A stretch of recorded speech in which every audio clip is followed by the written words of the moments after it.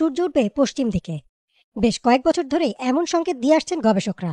যদি সত্যি সত্যি পৃথিবীর চৌম্বক মেরু উল্টে যায়, তাহলে কি হবে মানবজাতির? আমরা কি পারবো টিকে থাকতে? পৃথিবীর চৌম্বক মেরু কিভাবে উল্টে যাবে বা উল্টে গেলে আমাদের কি ক্ষতি হবে, তা বোঝার আগে বুঝতে হবে চৌম্বক ক্ষেত্রটি কি আর কিভাবে কাজ করে। ছোটবেলা থেকে আমাদের পড়ানো হয়েছে পৃথিবীর চারদিকে এক অদৃশ্য চৌম্বক ক্ষেত্র আছে, যা সূর্যের ক্ষতিকর রশ্মি থেকে পৃথিবীকে রক্ষা করে। মূলত পৃথিবীর কেন্দ্রে থাকা গলিত লোহার ঘূর্ণায়নের জন্যই সৃষ্টি হয় এই চৌম্বক ক্ষেত্র।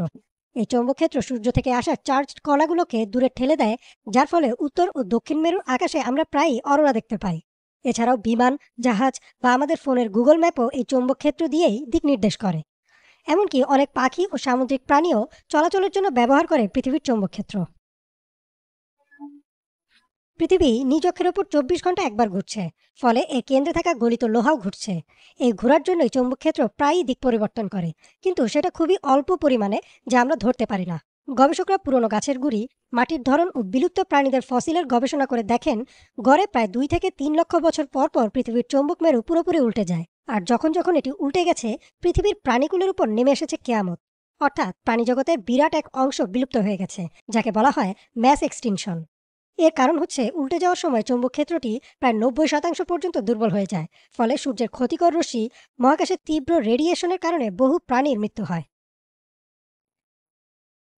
সর্বশেষ চৌম্বক মেরু উল্টে গিয়েছিল 7,80,000 বছর আগে।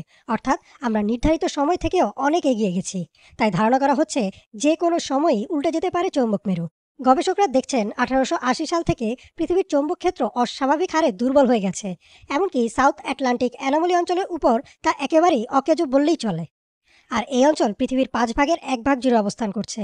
ধীরে ধীরে এর আকার আরো বড় হচ্ছে, আর যখন এই মেরু উল্টে যাবে তখন দিকও উল্টে যাবে। এখন আমরা যাকে উত্তর দিক বলছি তা হবে দক্ষিণ, আর পূর্ব হবে পশ্চিম। অর্থাৎ সে সময় সূর্য উঠবে পশ্চিমে। এছাড়াও যদি মেরু উল্টে যায়, তাহলে চৌম্বকক্ষেত্র দুর্বল হয়ে যাবে, ফলে মানুষের মধ্যে দেখা দেবে ক্যান্সারের প্রকোপ। আর সেই প্রকোপ হবে বিশ্বব্যাপী মহামারীর মতো। এছাড়াও এই ঘটনা পরোক্ষভাবে বড় বড় ভূমিকম্প, ভূমিধস ও অগ্নুৎপাত ঘটাতে পারে।